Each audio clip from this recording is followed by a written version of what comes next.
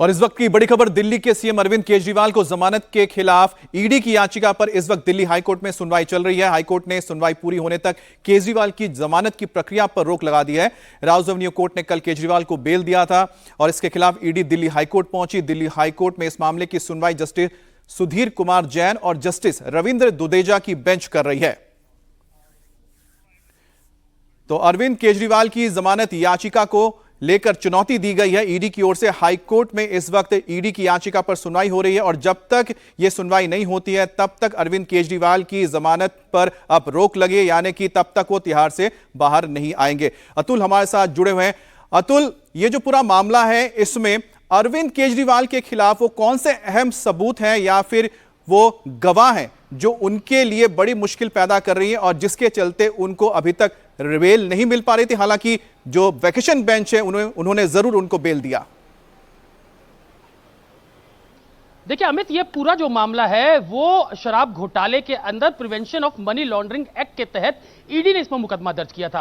पूरी जो इन्वेस्टिगेशन शुरू की गई थी, जो सीबीआई ने पहले मुकदमा दर्ज किया था, उसको आधार बनाकर जो है वो ईडी ने मामला दर्ज किया था। और जब इस मामले में कड़ियां जुड़ती गई, कई गिरफ्तारियां हुई, कई शराब कारोबारी गिरफ्तार हुए, उसके बाद धीरे धीरे जो पूरी जांच जो है वो शराब मंत्री यानी कि आबकारी मंत्री मनीष सिसोदिया तक ये आज पहुंचती है, उनको गिरफ्तार किया जाता है। उसके बाद साउथ लॉबी को जो हेड कर रही थी के कविता, उनसे पूछताछ ईडी करती है हैदराबाद में और उनको घर से उनकी गिरफ्तारी की जाती है और उनको दिल्ली ईडी हेडक्वार्टर लेकर आया जाता है। और जब के कविता की जब गिरफ्तारी होती है उसके कुछ दिनों बाद ही मुख्यमंत्री अरविंद केजरीवाल, क्योंकि हाईकोर्ट के अंदर यह मैटर था, हाईकोर्ट में लगातार अरविंद केजरीवाल की तरफ से कहा जा रहा था कि उनकी गिरफ्तारी ना की जाए। जब हाईकोर्ट इसमें कोई रिलीफ अरविंद केजरीवाल को नहीं देता है तो उसके बाद ईडी मुख्यमंत्री आवास पहुंचती है और वहां से मुख्यमंत्री अरविंद केजरीवाल को गिरफ्तार करती है।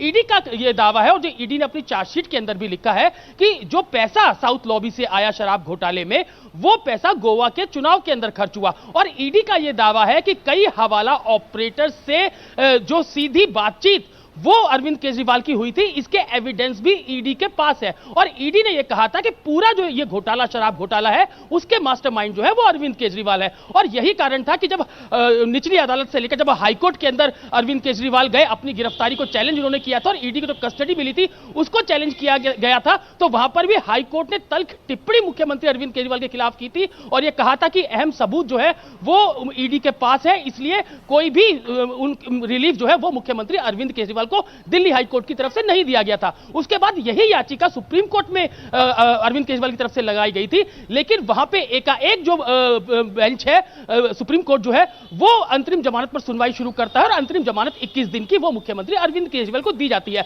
और उसके बाद जब 21 दिन पूरे होते हैं तो वापस मुख्यमंत्री जो है वो तिहाड़ जेल के अंदर सरेंडर करते हैं। और इसके बाद जो निचली अदालत है यानी कि राउस एवेन्यू कोर्ट, वहां पर मुख्यमंत्री अरविंद केजरीवाल ने अपनी रेगुलर बेल लगाई थी, वहां पर इस पूरे मामले की सुनवाई चल रही थी। जो रेगुलर जज है कावेरी बावेजा, वो अभी छुट्टियों पर है क्योंकि गर्मियों की समर वेकेशंस जो है वो सभी कोर्ट्स के अंदर चल रहा है। और उसके बाद जो निचली अदालत यानी कि राउस एवेन्यू कोर्ट के अंदर जो ड्यूटी मजिस्ट्रेट है वो इस पे कल फैसला सुनाती है और मुख्यमंत्री अरविंद केजरीवाल को 1 लाख के निजी मुचलके पर जमानत दे दी जाती है। वही ईडी का कहना है कि क्योंकि मेन जो कावेरी बवेजा जो कि स्पेशल जज है, उनकी कोर्ट में पूरे मामले की सुनवाई हो रही थी और वहां पर वेकेशन बेंच इस तरीके का फैसला सुनाती है। इसी का विरोध करते हुए ईडी जो है वो दिल्ली हाईकोर्ट पहुंची है। जल्द से जल्द मामले की सुनवाई के लिए ईडी ने कहा, जिसको जो हाईकोर्ट की बेंच है उसने माना है। अब से कुछ देर बाद ये पूरे मामले पर सुनवाई होगी और जब तक जो निचली अदालत का जो फैसला है